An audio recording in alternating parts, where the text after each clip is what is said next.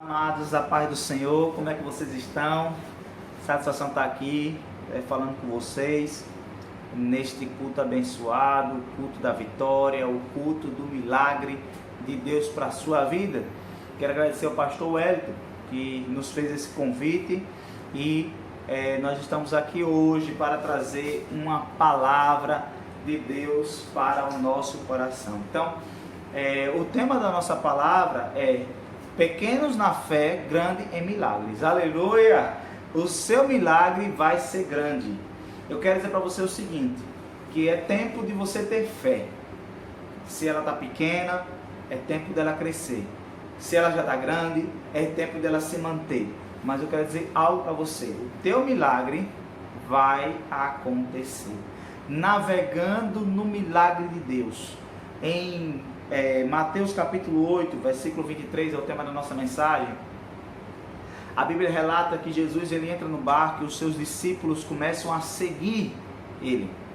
Dentro do barco, o trecho relata que há uma grande tempestade e Jesus está dormindo. E a Bíblia diz que os discípulos ficam assustados e acordam dizendo: Senhor, salva-nos. E aí o Senhor se levanta e diz: homens de pequena fé. A Bíblia diz que ele repreende o vento e o mar, e os discípulos perguntam: quem é este que até o vento e o mar lhe obedece? Então é baseado nesse trecho que eu quero dizer para você o seguinte. Primeiro, queridos, é fundamental prestar algo atenção aqui. O trecho fala no versículo 23, em Mateus capítulo 8, versículo 23, que os discípulos seguiam. O que é um discípulo? O discípulo é quem imita. Um discípulo é quem tem que aprender com o mestre. E Jesus, desde o início que ele começou a proclamar, se você começar a ler lá em Mateus, depois de Mateus capítulo 4, quando Jesus ele sofre a tentação, Mateus capítulo 3 ele é batizado, em Mateus capítulo 5 ele começa a finalmente iniciar o seu ministério, a trazer o sermão da montanha. Bem-aventurados pacificadores, bem-aventurados que choram porque serão consolados. E ele começa a dizer: se te forçarem a andar uma milha, anda duas. Ele começa a expressar os seus ensinamentos. Ele começa a chamar os discípulos para estar com ele. A Bíblia diz que Pedro, largando tudo, seguiu ele.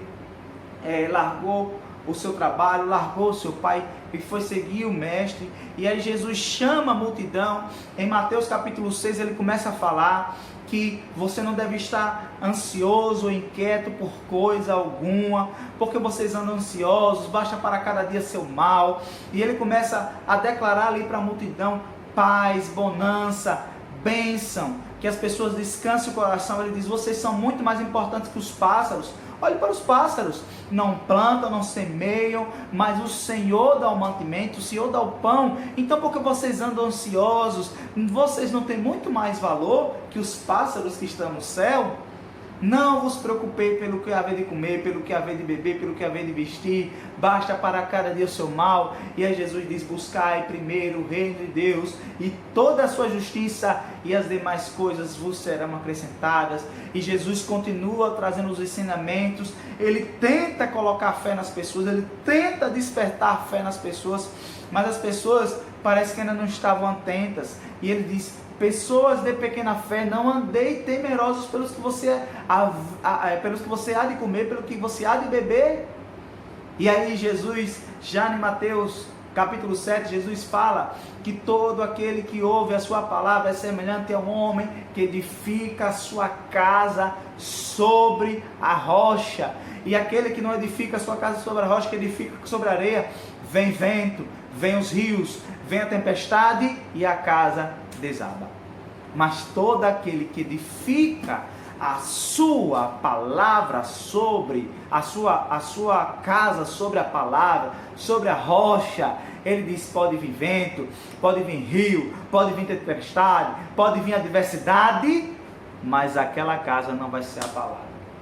Mas quando chega na hora, meu irmão, de praticar, aí Jesus precisa, ele já deu a teoria, ele precisa chamar a prática. Então o que a gente está passando aqui, eu quero que você aprenda o seguinte: a tempestade que Deus está permitindo aqui agora é para que a gente venha exercitar a nossa fé, é para que a gente venha confiar nesta palavra, é para que a gente venha crer, andar em segurança. Você, igual aos discípulos, você também está passando por vento, você está passando por tempestade, você está passando por adversidade, mas você precisa lembrar do que Jesus disse: ouça a minha palavra que você será edificado. Será edificado por quê? Porque os ventos, porque os rios, porque as tempestades, ela estará fora, ela não pode entrar dentro do teu coração. Ah, meu irmão, lembre isso, a tempestade está fora, não dentro de você. Então não permita que a adversidade fora inunde o teu coração, como diz o trecho: as ondas entravam dentro do barco. Não permita que o que está fora venha sufocar e afogar você, porque dentro do seu barco, dentro da tua vida, está o Senhor Jesus, e Ele tem o controle de todas as coisas. Talvez os discípulos, eles estavam falando, e eles estavam pensando que Jesus estava apenas comentando que a ansiedade dele, pela pequena fé, era só em decorrência do que eles haveriam de comer e de beber.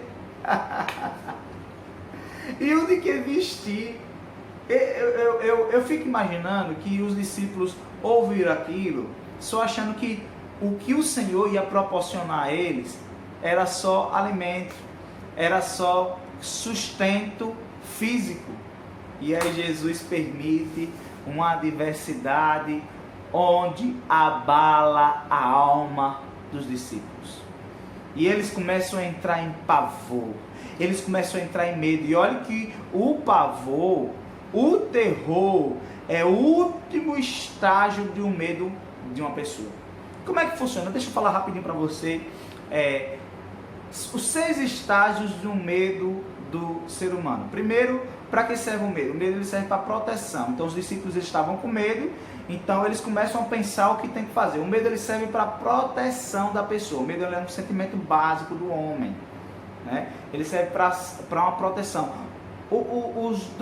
As duas reações que o medo produz são 6 reações. As 2 primeiras é para tentar proteger.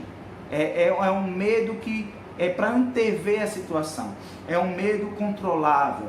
É um medo racional. É um medo onde a pessoa tenta pensar o que é que pode fazer para resolver aquela situação. Então ela precisa de um pouco de medo para agir. Então possivelmente os discípulos, eles começaram a ter medo ali, mas eles começaram a tentar dominar o barco, começaram a controlar as circunstâncias. Só que aí tem o seguinte: à medida que a gente não resolve uma problemática e está com medo, ele vai crescendo e ele vai perdendo o controle. E aí entra em mais 2 estágios, que é o alarme e a ansiedade. A ansiedade é quando você já está em um processo que vem pensamentos sobre pensamentos, e o alarme é quando você começa a gritar e você diz: eu não consigo mais resolver essa situação, e grita: eu aceito a ajuda de qualquer pessoa agora. Aí eu quero trazer um ponto para você: não é para aceitar a ajuda de qualquer pessoa, é para aceitar a intervenção e a vontade de Deus, porque Ele está aprovando a tua fé. Se você entrar em um processo que, não, o que vier agora eu aceito. Não é assim, meu irmão. O que vier agora eu aceito. Você tem que aceitar o que Deus tem para a tua vida. Aleluia. Você tem que aceitar aquilo que o Senhor planejou para você. Não é o que vier para mim agora eu aceito. Isso é um estágio de alarme, de ansiedade. E tudo aquilo que Jesus tinha ensinado alguns dias, ou algumas horas, algum período anterior, os discípulos já tinham esquecido. E talvez eles achavam que era só alimento físico. Mas Jesus, eu quero dizer para você, Ele supre o seu físico e Ele também alimenta a tua alma, meu querido. E aí os discípulos estavam todos desestabilizados, já no estágio de alarme, no estágio de pânico. E aí entra o último estágio de um medo, que é um medo intenso. É um medo muito intenso. E aí chega no estado de pânico. Pânico e terror. Chega lá para Jesus: Senhor, salva-nos. Aí eu tenho que rir, meu irmão, tenho que rir. Olha, o cara está com Cristo e ele diz assim: Senhor, salva-nos. Cara, que oração. Você já tem a salvação, você já tem um milagre, Você não precisa estar orando pelo que você já tem a salvação, você já tem a cobertura do Senhor. Se for para pedir, peça outra coisa, peça o seu milagre, peça a sua bênção. Não peça o que você já tem salvação, você já tem graça, você já tem a proteção do Senhor. Peça agora, sabe, o que você não tem mais, porque Deus ele já te deu muitas coisas. Peça aquilo que você ainda não tomou posse. E aí o Senhor chega para os discípulos e diz assim: homens de pequena fé. E ele acalma a tempestade, acalma o vento. Pouco tempo antes, Jesus tinha dito: tenha calma, eu, Senhor, estou no controle de todas as coisas. Eu estou no controle de todas as coisas. Então eu quero declarar sobre a tua vida, meu irmão, meu amigo. Você vai viver o milagre da bonança de Deus. É tempo de você não temer. A palavra de Deus diz, lá em Timóteo, que Deus não lhe deu espírito de medo, mas de força, de poder, de moderação, de autoridade, sabe, de se manter firme.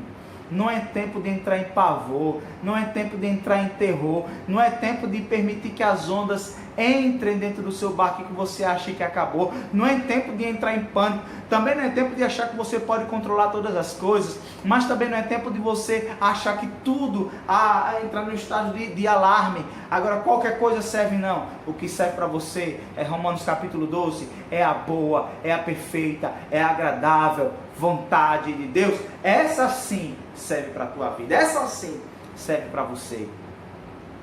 E é o que eu quero declarar sobre a tua vida: que você venha se fortalecer no Senhor, que você venha se fortalecer na força de Deus, que você venha erguer a sua cabeça, que você venha confiar nesta palavra. Salmo 19, lembra o que diz Salmo 19? A lei do Senhor é perfeita, restaura a alma. Você receberá restauração quando você confiar na palavra de Deus. A lei do Senhor é perfeita, restaura a alma. O testemunho do Senhor é fiel e dá sabedoria às pessoas simples. Os preceitos do Senhor são retos e vai alegrar o teu coração. O mandamento do Senhor é puro e vai iluminar os seus olhos. O temor do Senhor é limpo e permanece eternamente. Os juízos do Senhor são verdadeiros, são justos e agradáveis mais do que o mel. E aí o versículo do Salmo 19, ele diz assim: e quem guarda esta palavra receberá grande recompensa. Aleluia. É tempo de você entender que lá fora pode estar o pavor, lá fora pode estar o temor, lá fora pode estar a incerteza, lá fora pode estar a ansiedade, mas ela não pode estar dentro de você, porque dentro de você está aquele que acalma a tempestade, que edificou a tua vida sobre a verdade. Você está edificado sobre a rocha. O tempo do Senhor para cada coisa há de acontecer. Então neste dia, nesta noite, neste momento, alegre o teu coração e receba a porção de renovo, de graça, de força, de benevolência, porque Deus, o que Ele tem para você, Ele vai cumprir, porque fiel é a sua palavra.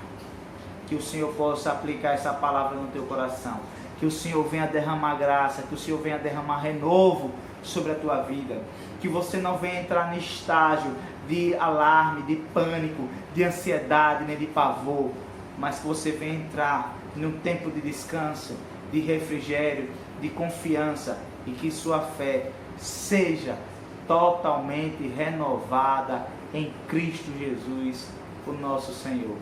Que Deus os abençoe e receba essa palavra em nome de Jesus. Grande será o teu milagre.